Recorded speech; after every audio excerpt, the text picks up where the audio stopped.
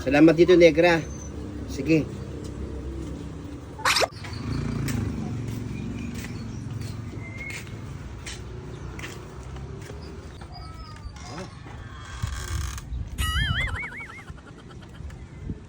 Mahal kong Daddy Finger, pasensya ka na. Hindi ako nakapagpaalam sa aking pag-alis. Umalis ako hindi dahil ibig sabihin hindi ko gusto ang iyong pagmamahal.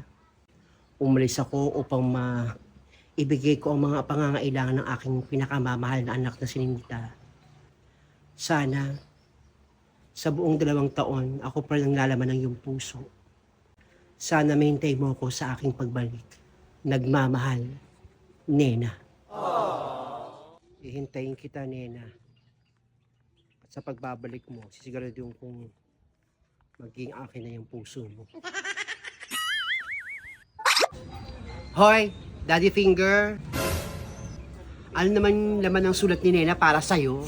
Wala kang pakialam, Feli. Mag-focus sa buhay mo. Smusang to. Sus! Nagtatanong lang eh. Kobrain ko ulo mo eh. Tomboy na to.